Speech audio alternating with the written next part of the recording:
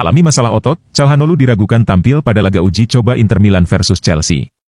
Gelandang Hakan Calhanoglu tidak akan ambil bagian dalam pertandingan persahabatan Inter Milan mendatang melawan Chelsea karena mengalami sedikit masalah otot, demikian menurut edisi cetak hari ini dari surat kabar Corriere dello Sport yang berbasis di Roma, melalui Finternews. Mereka melaporkan bahwa tidak ada cedera serius bagi pemain Turki tersebut tetapi tidak perlu tergesa-gesa untuk memulai pertandingan persahabatan. Besok sore, Inter menghadapi Chelsea dalam pertandingan persahabatan terakhir mereka pramusim. Lalu, ada gelandang Calhanoglu. Corriere melaporkan bahwa mantan gelandang AC Milan dan Bayer Leverkusen berusia 30 tahun itu telah berlatih secara individu. Menurut surat kabar itu, Calhanoglu telah mengalami sedikit masalah otot yang mengganggu, namun, hal ini tidak perlu dikhawatirkan. Calhanoglu hanya mengalami sedikit nyeri yang dapat diatasi dalam beberapa hari. Meski demikian, Corriere melaporkan, Inter tentu tidak akan mengambil risiko memainkan Calhanoglu sejak awal besok. Nerazzurri akan bertandang ke London di mana mereka akan berhadapan dengan The Blues saat mereka memberikan sentuhan akhir pada persiapan mereka untuk kompetisi ini. Dimulainya musim Serie A dan Liga Primer kini hanya tinggal seminggu lagi. Inter akan kehilangan beberapa pemain pada pertandingan. Besok, bek Stefan de Vrij, misalnya, mengalami cedera. Masalah paha yang dialami pemain asal Belanda itu terjadi pada menit-menit terakhir pertandingan persahabatan terakhir Inter melawan Al-Ittihad. Sementara itu, Corriere melaporkan, striker Mehdi Taremi dan gelandang Piotr Zielinski pulih dengan baik dari cedera otot mereka sendiri tetapi tidak akan tersedia melawan Chelsea besok.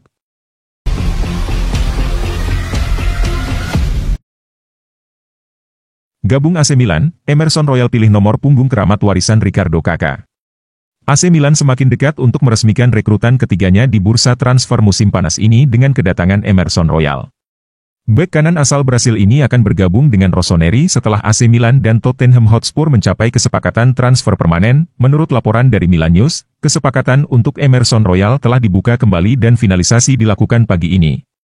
Tottenham akan menerima sekitar 15 juta euro plus bonus untuk transfer ini. Emerson dijadwalkan tiba di Italia dalam beberapa jam ke depan untuk menjalani pemeriksaan medis sebelum menandatangani kontrak di Casa Milan. Dalam laporan yang sama, disebutkan bahwa Emerson Royal telah memilih nomor punggung 22, nomor yang sebelumnya dikenakan oleh legenda Milan dan sesama pemain Brasil, Ricardo Kakà. Pemilihan nomor ini menambah sentuhan sejarah pada transfer Emerson, yang diharapkan bisa mengikuti jejak gemilang pendahulunya. Dengan kedatangan Emerson, pelatih Paulo Fonseca kini memiliki opsi tambahan di posisi bek kanan, yang akan bersaing dengan Davide Calabria untuk posisi starter. Selain itu, Emerson juga diproyeksikan sebagai pengganti jangka panjang jika Calabria memutuskan untuk pindah saat kontraknya berakhir dalam 11 bulan. Kedatangan Emerson Royal menjadi bagian penting dari strategi AC Milan untuk memperkuat skuadnya musim ini. Setelah Alvaro Morata dan Strahinja Pavlovic, Emerson menjadi rekrutan ketiga yang menunjukkan ambisi Rossoneri untuk kembali ke puncak sepak bola Eropa.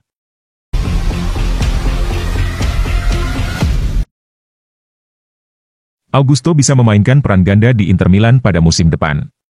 Bek sayap Inter Milan, Carlos Augusto bisa saja bekerja lebih ekstra pada musim 2024-25 mendatang, dengan pelatih Simone Inzaghi kemungkinan menempatkannya dalam beberapa posisi. Pemain Brasil ini mulai terkenal selama bermain di Monza, mengukuhkan dirinya sebagai salah satu bek sayap paling memukau di Serie A.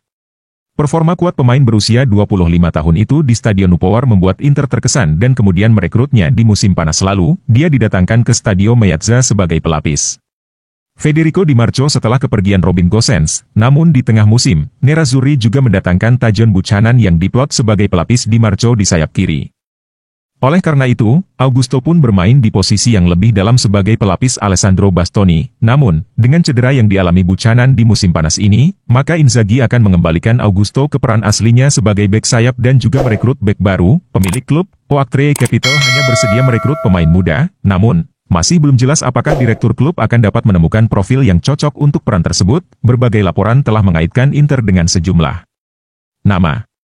Namun, hingga saat ini belum ada langkah konkret. Jadi, menurut Il Corriere dello Sport via FC Inter 1908, bahwa untuk sementara Augusto bisa jadi solusi di kedua peran tersebut. Singkatnya, Augusto akan menjadi pemain cadangan bagi Di Marco di pos bek sayap sekaligus pelapis bagi Bastoni di lini pertahanan. Hal ini bisa dilakukan hingga Buchanan sepenuhnya pulih dari cedera pada bulan Desember 2024 atau Januari 2025.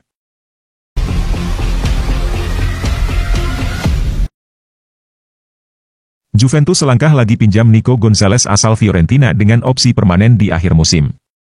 Juventus masih berburu pemain baru menjelang bergulirnya Liga Italia 2024-2025. Adalah gelandang Fiorentina asal Argentina, Nico Gonzalez yang selangkah lagi join ke Turin. Setelah mendatangkan Juan Cabal, Douglas Luiz, dan Kepren Thuram, Juventus kembali menambah amunisi baru untuk meningkatkan kekuatannya. Kini Nico Gonzalez segera menyusul ke Allianz Stadium. Kabar dari Football Italia, Juventus hampir merekrut Nico Gonzalez dengan status pinjaman dengan kewajiban membeli seharga 30 juta euro, 522 miliar rupiah, setelah Fiorentina tidak memasukkannya ke dalam skuad persahabatan mereka. Pemain internasional Argentina itu juga sempat dikaitkan dengan Atalanta, setelah Brighton and Hove Albion gagal menggodanya ke Premier League musim lalu, menurut pakar transfer Matteo Moretto, Calciomercato.com dan banyak lagi, kesepakatan untuk membawanya ke Turin sudah dekat. Ini akan menjadi pinjaman dengan kewajiban untuk membeli di akhir musim dengan harga sekitar 30 juta euro, angka tersebut dapat diturunkan dengan masuknya pemain dalam bursa transfer, seperti Weston F1 High Pronunciation Kenie, namun ia harus terlebih dahulu menghilangkan tuntutan gajinya yang cukup tinggi. Sebenarnya Nico Gonzalez bukanlah pilihan utama Bianconeri. Masih ada beberapa nama lain yang menjadi alternatifnya. Termasuk Teunkop Mainers dari Atalanta yang masih belum jelas, Juve juga telah mencari opsi lain untuk peran penyerang sayap, termasuk bintang Borussia Dortmund Karim Adeyemi dan pemain FC Porto Galeno. Jadon Sancho juga merupakan kandidat awal, tetapi dia dicoret setelah secara mengejutkan mengakhiri perseteruannya dengan manajer Manchester United Erik ten Hag. Sementara itu, Fiorentina memberikan isyarat bahwa Nico Gonzalez akan keluar dengan tidak memasukkannya ke dalam skuad untuk pertandingan persahabatan besok melawan SC Freiburg.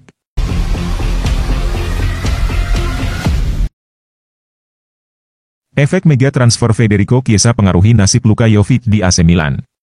Meskipun Luka Jovic baru saja memperbarui kontraknya beberapa minggu lalu, masa depan penyerang Serbia di AC Milan masih belum jelas. Menurut laporan dari Calciomercato.com, pelatih Paulo Fonseca bersama manajemen klub sedang mempertimbangkan untuk mendatangkan penyerang lain yang bisa menjadi pelapis bagi Alvaro Morata, yang baru saja bergabung dengan skuad. Jovic telah mencatatkan 9 gol musim lalu, kebanyakan dari bangku cadangan. Namun, meski ada ketertarikan dari sejumlah klub, termasuk dari Arab Saudi, Olympiacos, serta tim-tim dari Rusia dan Turki, Jovic menolak semua tawaran yang datang. Keinginannya untuk tetap bertahan di AC Milan dan berjuang untuk tempatnya dalam tim sepertinya masih kuat. Tambahan kendala muncul dengan situasi Federico Chiesa, yang memiliki agen yang sama dengan Jovic, Vali Ramadani.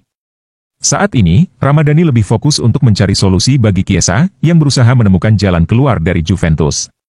Akibatnya, masa depan Jovic di Milan tampaknya tidak menjadi prioritas utama bagi agennya saat ini. Situasi Luka Jovic di AC Milan menjadi semakin rumit dengan hadirnya negosiasi terkait Federico Chiesa. Meski Jovic baru memperbarui kontraknya, ketidakpastian mengenai masa depannya di klub terus berlanjut, dengan pelatih dan manajemen yang mungkin ingin menambah penyerang baru. Jovic harus siap menghadapi kemungkinan keluar dari San Siro jika tawaran yang sesuai akhirnya diterima. Namun, untuk saat ini, saga Chiesa tampaknya mengambil prioritas agen Jovic yang menunda keputusan akhir terkait masa depan sang striker.